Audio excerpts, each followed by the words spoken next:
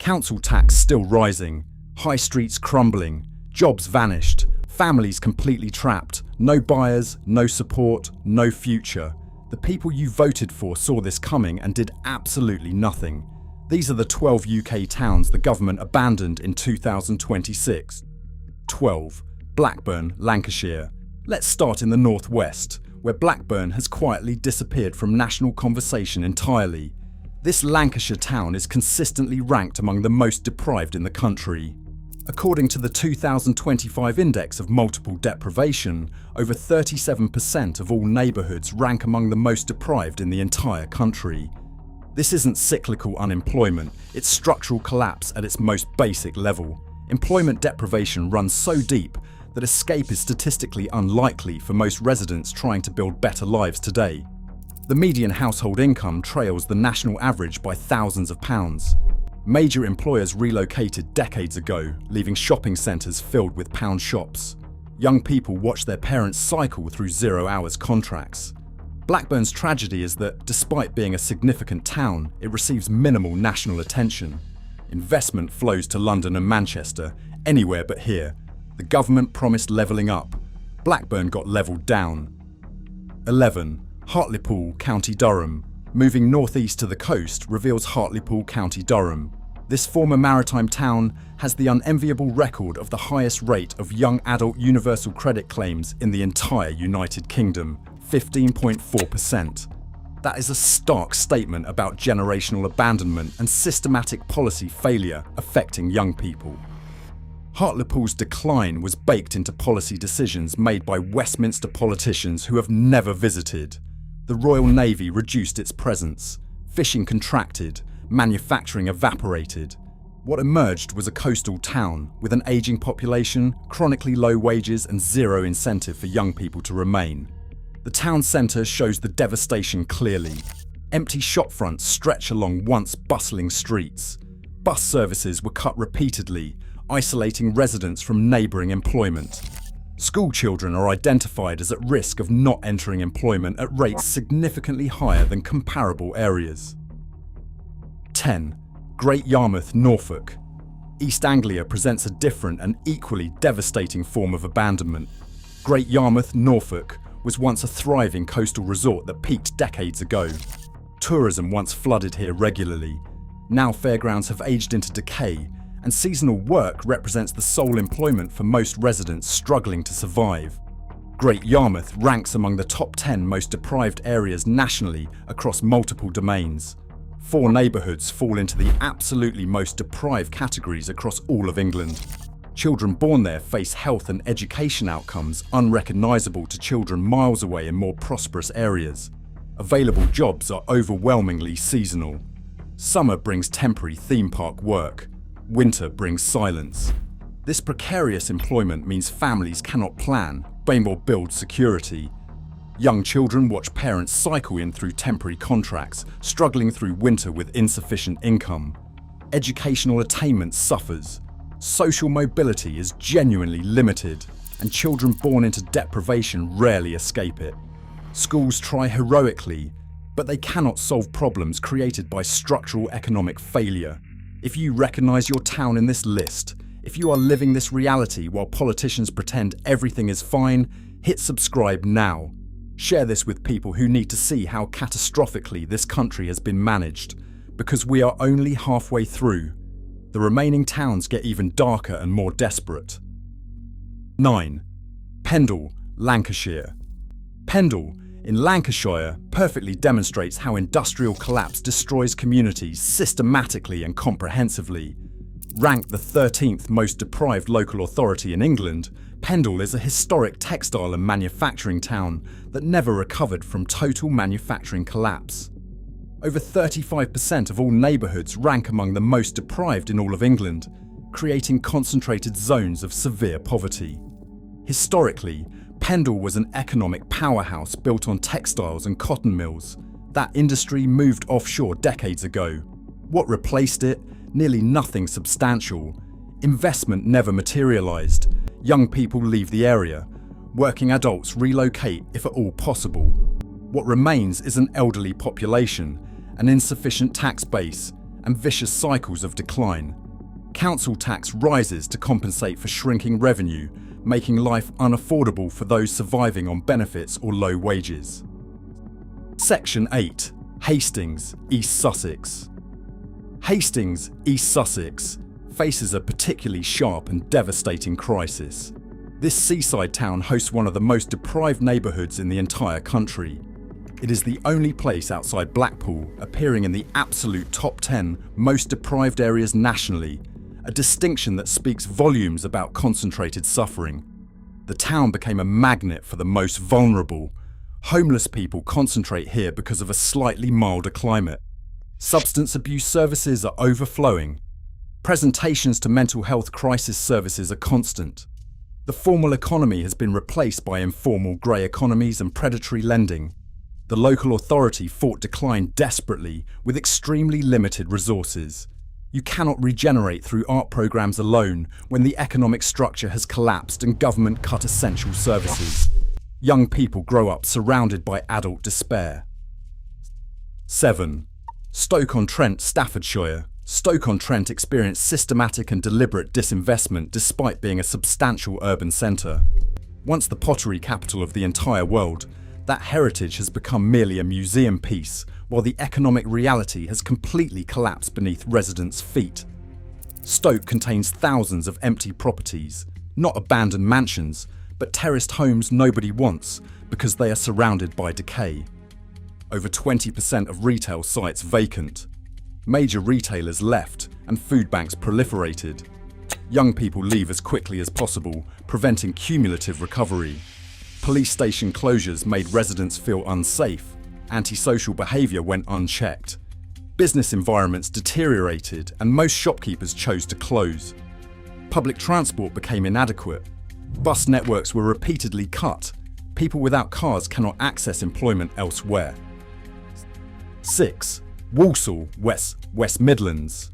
Walsall, West Midlands, manages the impossible task of trying to reverse irreversible decline.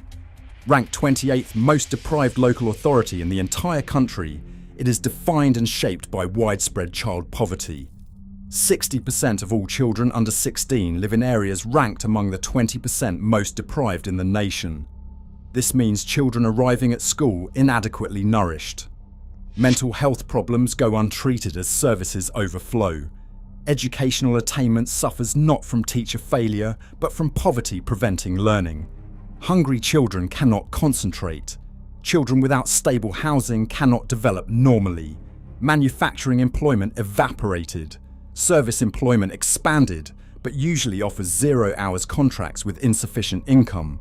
Working people in Walsall cannot afford housing, food, childcare and transport simultaneously. Choices become explicit: feed children or heat homes. Income deprivation affecting children worsened between 2019 and 2025. Employment deprivation deteriorated sharply too. As businesses close and employment shrinks, the tax base shrinks. Government grants were repeatedly cut. Councils respond by raising council tax on people least able to afford it. 5. Burnley, Lancashire. Burnley, Lancashire typifies the particular tragedy of an industrial town that never diversified or adapted. Now it is trapped in terminal decline. 40% of neighbourhoods rank among the most deprived 10% nationally. That is not a struggling town. That is complete and total societal collapse occurring at significant scale. Burnley contains 6 neighbourhoods ranking among the most deprived in the entire country. These are not slightly disadvantaged areas. They are places where multiple deprivation dimensions overlap completely. Income is desperately low, employment is unavailable, education is severely compromised, health is degraded, housing is inadequate. Young people face statistically limited social mobility. School systems perform below the national average. Mental health is in crisis. Community services are stretched. Substance abuse is endemic. The town is shaped by trauma, intergenerational trauma from industrial collapse, community breakdown, and psychological abandonment. Most insidious is concentrated deprivation.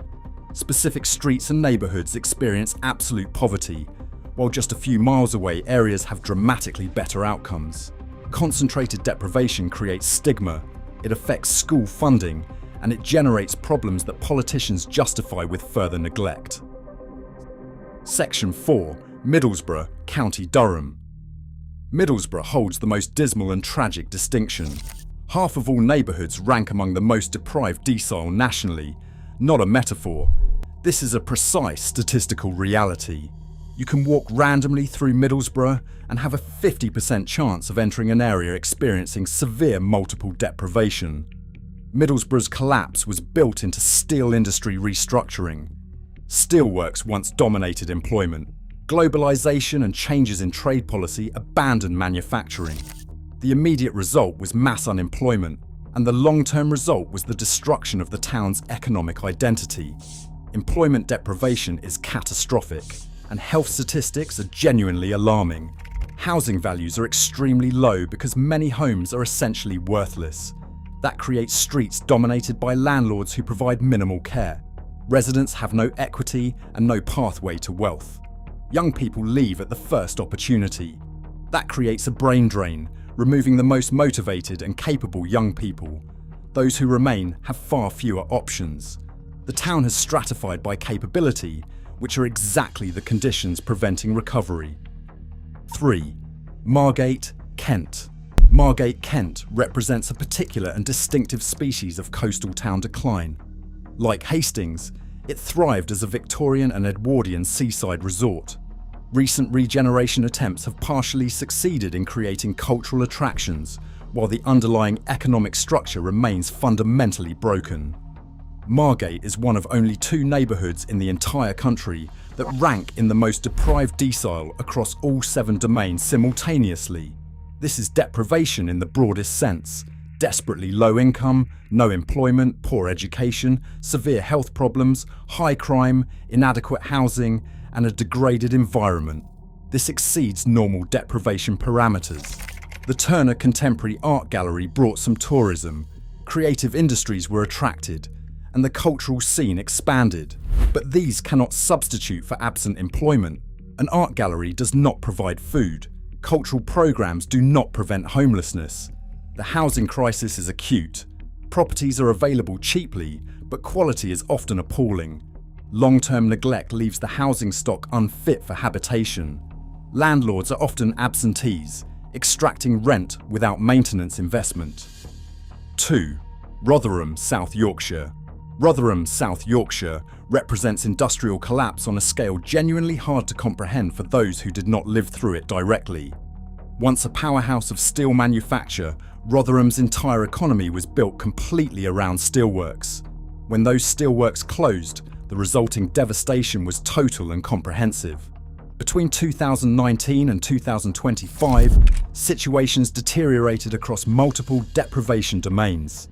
Steelworking jobs that provided stable, well-paid employment were replaced by part-time retail, hospitality, and care roles offering a fraction of previous wages. One of the most deprived neighbourhoods in the entire country is in Rotherham, where several deprivation domains overlap. Income is extremely low, employment is unavailable, education is severely compromised, health is poor, and crime is elevated. Regeneration attempts included new shops, buildings, and cultural initiatives. None address the fundamental problem, lack of employment at family-supporting wages. You can rebuild town centres to look attractive, but if nobody has money to spend, they become expensive monuments to failure. Psychological impact cannot be overstated.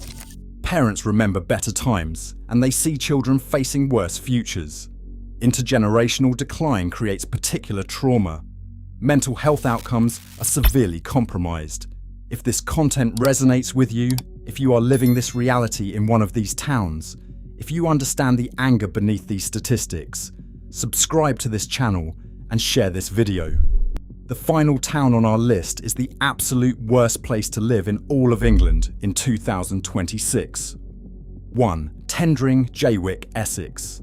Finally, we reach the absolute worst place to live in 2026 according to government deprivation data, Tendring in Essex, home to Jaywick.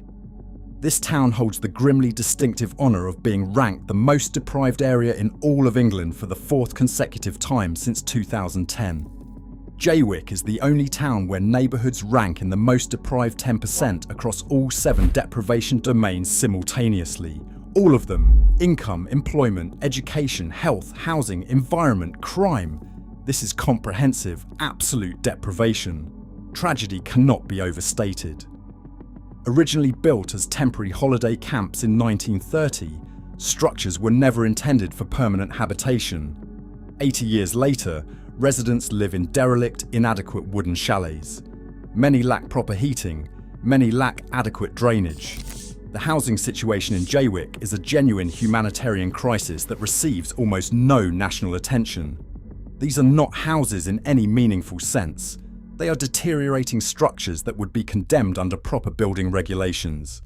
They are so extremely cheap, they attract the most vulnerable populations.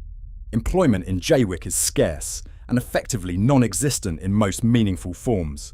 There is no industry here and no commerce. No meaningful jobs exist within the town boundaries. Residents who need income must travel long distances, but transport infrastructure is absolutely inadequate. Buses run infrequently at best, and cars cost too much to maintain on poverty wages. Work simply becomes inaccessible. Health is absolutely appalling and measurably worse than national averages.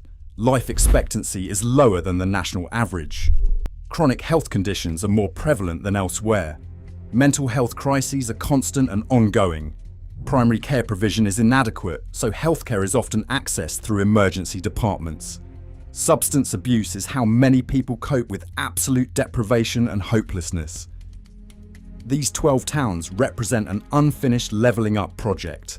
They represent systematic abandonment by policymakers convinced decline is inevitable. The fundamental truth the government refuses to acknowledge is this: these situations are entirely policy choices. Different investment decisions could create different outcomes. Proper wages policy could regenerate communities. Genuine public service investment could restore dignity. Industrial strategy could diversify local economies. Instead, we document decline through careful statistics. Think tanks write detailed reports. Politicians make speeches, and nothing fundamental changes. The same areas remain deprived. The same people remain trapped. The same families experience intergenerational poverty. This pattern has been consistent for decades. It is what levelling up looks like when investment does not follow the rhetoric. It is what happens when regional policy is announced, but the actual resources never materialise on the ground. It is what emerges when government prioritises statistical reporting over actual tangible change. Over 16,000 people in Jaywick live in third world conditions. Hundreds of thousands experience deprivation across 12 towns. Young people are most affected. Born into deprivation and poorly educated, they cycle through 0-hours contracts and cannot afford housing. The government knows what is happening. The index of multiple deprivation shows the suffering and shows what investment would reverse decline. This is genuine policy failure from deliberate choices, prioritising London, abandoning regions, and cutting services. If you are from these 12 towns, if you understand the genuine anger, you are absolutely not alone. Millions share that anger. Support this channel right now. Different choices create very different outcomes. Solutions genuinely exist. What is missing is real political will.